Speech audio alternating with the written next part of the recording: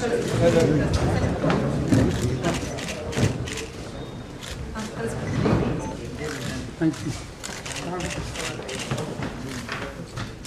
ಕಮಿಷನರ್ಗೆ ನಾವು ದೂರನ್ನು ದಾಖಲು ಮಾಡಿದ್ದೀವಿ. ಇಬ್ಬರು ಜಿಲ್ಲಾ ಅಧ್ಯಕ್ಷಗಳ ನೇತೃತ್ವದಲ್ಲಿ ಡಾಕ್ಟರ್ BJ ವಿಜಯಕುಮಾರ್ ಮತ್ತು R ಮೂರ್ತಿಯವರ ನೇತೃತ್ವದಲ್ಲಿ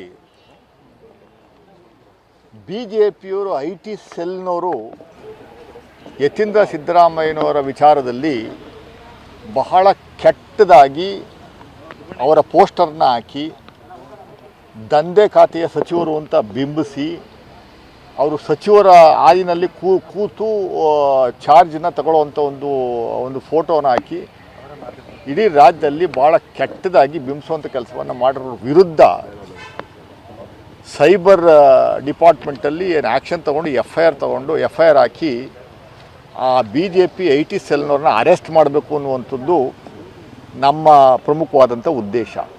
ಎರಡನೇದು, ಈ ಭಾಗದ ಒಬ್ಬ ಮಾಜಿ ಸಂಸದ ಅವನಿಗೇನಾದರೂ ಮಾನ ಮರ್ಯಾದೆ ಏನಾದರೂ ಇದ್ದರೆ ಅವನ ಯೋಗ್ಯತೆಗೆ ಈ ಬಾರಿ ಟಿಕೆಟ್ ಯಾಕೆ ತಪ್ಪಿತು ಅಂತ ಹೇಳುವಂಥ ಕೆಲಸವನ್ನು ಇಲ್ಲಿವರೆಗೂ ಮಾಡಲಿಲ್ಲ. ನಿರಂತರವಾಗಿ ಮಾನ್ಯ ಮುಖ್ಯಮಂತ್ರಿಗಳನ್ನು ಮತ್ತು ಅವರ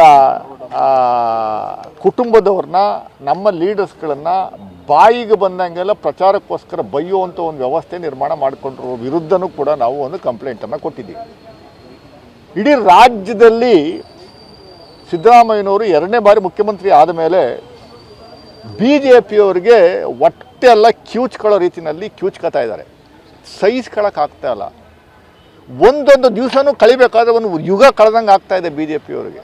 ಒಬ್ಬ ಬ್ಯಾಕ್ವರ್ಡ್ ಲೀಡ್ರು, ಅಹಿಂದ ನಾಯಕ, ರಾಜ್ಯದಲ್ಲಿ 6.5 ಕೋಟಿ ಜನಸಂಖ್ಯೆಯೂ ಕೂಡ ಅವ್ರನ್ನ ಇಷ್ಟಪಡುವಂಥ ಒಬ್ಬ ವ್ಯಕ್ತಿ, ಹಿಂದೆಂದೂ ಕಾಣದಂಥ ಒಂದು ಅಭಿವೃದ್ಧಿಯನ್ನು ಮಾಡಿರುವಂಥ ಸಿದ್ದರಾಮಯ್ಯನವ್ರನ್ನ ಮುಖ್ಯಮಂತ್ರಿಯಾಗಿ ಮುಂದುವರಿಬಾರ್ದು ಅನ್ನುವಂಥದ್ದು ಏಕೈಕ ಉದ್ದೇಶದಿಂದ ಅವ್ರು ತೆಗಿಬೇಕು ಅನ್ನುವಂಥ ಉದ್ದೇಶದಿಂದ, ಅವ್ರಿಗೆ ಹೆಸರಿಗೆ ಕಳಂಕ ತರಬೇಕು ಅನ್ನುವಂಥ ಉದ್ದೇಶದಿಂದ ದಿನ ಬೆಳಗ್ಗೆ ಎದ್ದು 4-5 ಪ್ರೆಸ್ ಮೀಟ್ ಮಾಡಿ ಸುಳ್ಳಿನ ಆರೋಪಗಳನ್ನು ಪದೇ ಸುಳ್ಳು ಹೇಳಿ ಆ ಸುಳ್ಳನ್ನೇ ನಂಬೋ ರೀತಿಯಲ್ಲಿ ಸೋಷಿಯಲ್ ಮೀಡಿಯಾದಲ್ಲಿ ಹಾಕುವಂಥ ಕೆಲಸವನ್ನು ಮಾಡ್ತಾ ಇರುವಂಥ ನಮ್ಮ ತಲೆಯಲ್ಲಿ ಸಗಣಿ ಇರುವಂಥ ಇಬ್ಬರು ವಿರೋಧ ಪಕ್ಷದ ನಾಯಕರುಗಳಿದ್ದಾರೆ. ಒಬ್ಬರು R ಅಶೋಕ್, ಇನ್ನೊಬ್ಬರು ಛಲವಾದಿ ನಾರಾಯಣ ಸ್ವಾಮಿ. ಅವ್ರ ಜೊತೆ ಇನ್ನೊಬ್ಬ ಹಿಂದೆ ಜನಗಳು ಕರೀತಾ ಇದ್ರು, ಈಗಲೂ ಕರೀತಾವ್ರೆ, CT ರವಿ, ಲೂಟಿ ರವಿ ಅನ್ನುವಂಥದ್ದು ಅವ್ರ ಹೆಸರದು. ಅವನು ಬಾಯಿ ಬಿಟ್ಟರೆ ಸಾಕು, ಸುಳ್ಳು ಬಿಟ್ಟರೆ ಬೇರೆ ಇನ್ನೇನು ಕೇಳಬೇಡಿ. ದಿನ ಬೆಳಗ್ಗೆ ಎದ್ದು ಮುಖ್ಯಮಂತ್ರಿಗಳನ್ನು ಬೈಯೋದು, ಕಾಂಗ್ರೆಸ್ನವ್ರನ್ನ ಬೈಯುವಂಥದ್ದು ಬಿಟ್ಟರೆ ಬೇರೆ ಏನೂ ಕೇಳಬೇಡಿ. ಆಮೇಲೆ ವಿಜಯೇಂದ್ರ ಅವರು ಪಾಪ ಅವ್ರ ತಂದೆ ಚೀಫ್ ಮಿನಿಸ್ಟರ್ ಆಗಿದ್ದಾಗ ಅವ್ರ ತಂದೆ ಸಿಗ್ನೇಚರನ್ನೇ ಚೆಕ್ಗೆ ಸೈನ್ ಮಾಡಿ ಇವರು ಚೆಕ್ನ ಎನ್ಕ್ಯಾಶ್ ಮಾಡ್ಕೊಂಡಂಥ ವ್ಯಕ್ತಿ ಮುಖ್ಯಮಂತ್ರಿಗಳ ಬಗ್ಗೆ ಮಾತಾಡುವಂಥ ಒಂದು ವ್ಯವಸ್ಥೆ ನಿರ್ಮಾಣ ಮಾಡ್ಕೊಂಡವ್ರೆ. ಏನಾದರೂ ನಾವು ರಿಯಾಕ್ಟ್ ಮಾಡಿದ್ರೆ ನಮ್ಮ ವಿರುದ್ಧ ಕಂಪ್ಲೇಂಟ್ ಕೊಡುವಂಥ ಕೆಲಸಗಳಾಗ್ತಾ ಇದ್ದಾವೆ. ನಮ್ಮ ಅಧ್ಯಕ್ಷರು ವಿಜಯಕುಮಾರ್ ಕೂಡ ಮಾತಾಡ್ತಾರೆ. ಈಗ ಅವರು ಭಾಳ ಸೀರಿಯಸ್ಸಾಗಿ ನಮ್ಮ ಪೊಲೀಸ್ ಕಮಿಷನರ್ಗೆ ಒಂದು ನಿರ್ದೇಶನವನ್ನು ಕೊಟ್ಟಿದ್ದಾರೆ. ದಯಮಾಡಿ ನಾವು ಇಂಥವರೆಗೂ ನಮ್ಮ ಕಾರ್ಯಕರ್ತರು, ನಮ್ಮ ಲೀಡರ್ಸ್ಗಳು ಮೈಸೂರು ಭಾಗದಲ್ಲಿ ಪ್ರಮುಖವಾಗಿ ಸಿದ್ದರಾಮಯ್ಯನವರ ಕ್ಷೇತ್ರ ಅನ್ನುವಂಥದ್ದು ಏಕೈಕ ಉದ್ದೇಶದಿಂದ ನಾವು ಲಾ ಆ್ಯಂಡ್ ಆರ್ಡರ್ನ, ಕಾನೂನನ್ನು ಕೈಗೆತ್ಕೊಳ್ಳುವಂಥ ಕೆಲಸವನ್ನು ಅಂಥವರೆಗೂ ನಮ್ಮ ಕಾರ್ಯಕರ್ತರು ಯಾರೂ ಮಾಡಿಲ್ಲ.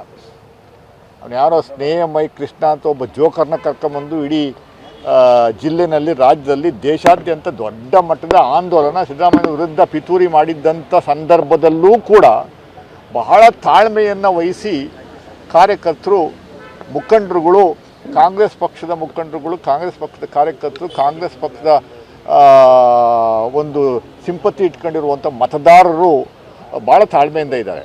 ಇನ್ಮೇಲೆ ಆ ತಾಳ್ಮೆನ ನಾವು ಹಿಡಿದಿಟ್ಕೊಳ್ಳೋಕ್ಕಾಗಲ್ಲ, ಆ ಕಟ್ಟೆ ಒಡೆದೋಗಿದೆ.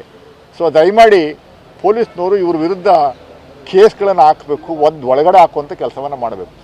ಇತ್ತೀಚಿನ ದಿನಗಳಲ್ಲಿ ಆ KR ಕಾನ್ಸ್ಟಿಟ್ಯೂನ್ಸಿ ಅಪರೂಪಕ್ಕೆ ಎಲ್ಲೋ ಪಾಪ ಅವ್ರಿಗೆ ಏನೋ ಅವ್ರು ಯಾರೋ ಸಂತೋಷ್ ಅನ್ನೋರು ಕೊಟ್ಟು ಲಾಟ್ರಿ ಮೂಲಕ MLA ಆಗಿದ್ದ ವ್ಯಕ್ತಿ ಬಾಯಿಗೆ ಬಂದಂಗೆ ಎಲ್ಲ ಮಾತಾಡ್ತಾರೆ ವ್ಯಕ್ತಿಯವರು. ದಿನ ಬೆಳಗ್ಗೆಯಿಂದ ಬಂದು ನಾವೇನಾದರೂ ಅದು ಕೌಂಟ್ ಕೊಡುವಂಥ ಕೆಲಸವನ್ನು ಮಾಡಿದ್ರೆ ನಮ್ಮ ವಿರುದ್ಧ ಇಡೀ ರಾಜ್ಯಾದ್ಯಂತ ಕಂಪ್ಲೇಂಟ್ ಕೊಡುವಂಥ ಕೆಲಸವನ್ನು ಮಾಡ್ತಾರೆ. ಆ ಶ್ರೀವತ್ಸವ ಅಂತ ಅವ್ರ ಯೋಗ್ಯತೆಗೆ ಇಂಥವ್ರಿಗೂ 2.5 ವರ್ಷದಲ್ಲಿ ಒಂದೇ ₹1 ಎಲ್ಲಾದರೂ ಅನುದಾನ ತಗೊಂಬಂದು ಆ ಕ್ಷೇತ್ರದಲ್ಲಿ ಒಂದು ಬಸ್ ಶೆಲ್ಟರ್ ಕಟ್ಟುವಂಥ ಕೆಲಸವನ್ನು ಮಾಡಿಲ್ಲ. ದಿನ ಬೆಳಗ್ಗೆ ಎದ್ದರೆ ಮೂಡ ಅನ್ನೋದು, ಅದೇನೋದು, ಇದನ್ನೋದು ಎಲ್ಲ ಬ್ಲಾಕ್ ಮೇಲಿಂಗ್ ಟ್ಯಾಕ್ಟಿಕ್ಸು. ನನ್ನ ಮೇಲೆ ಸುಮಾರು ಕೇಸ್ಗಳು ಹಾಕವ್ರೆ, ಡಿಫಮೇಷನ್ ಕೇಸ್ ಹಾಕ್ಯವ್ರೆ, ಇನ್ನೇನೋ ಕಂಪ್ಲೇಂಟ್ಗಳು ಕೊಟ್ಟವ್ರೆ. ಸೆಂಟ್ರಲ್ ಗೌರ್ಮೆಂಟ್ಗೆ ಹೋಗಿ ಮಿಲ್ಟ್ರಿಗೂ ಕಂಪ್ಲೇಂಟ್ ಕೊಡಪ್ಪ ಅಂತ ಹೇಳಿದ್ವಿ ನಾವು. ಇವತ್ತು ಯಾವುದೋ ಒಂದು ಪ್ರೆಸ್ ಮೀಟ್ ಮಾಡಿ ಎಲ್ಲೆಲ್ಲೋ ಏನೇನೋ ಲಿಂಕ್ ಕೊಡುವಂಥ ಕೆಲಸ ಮಾತೆತ್ತಿರೆ ಅದು ಸಾಹೇಬರು ಸಿದ್ದರಾಮಯ್ಯ ಸಾಹೇಬ್ರಿಗೆ ಲಿಂಕ್ ಕೊಡುವಂಥ ಒಂದು ವ್ಯವಸ್ಥೆ ಮಾಡ್ಕೊಂಡವ್ರೆ. ಇವ್ರ ವಿರುದ್ಧ FIR ಆಗಬೇಕು, ತನಿಖೆ ಆಗಬೇಕು, ಒಳಗಡೆ ಹಾಕಬೇಕು ಅನ್ನುವಂಥದ್ದು ನಮ್ಮ ಉದ್ದೇಶ ಆಗಿದೆ.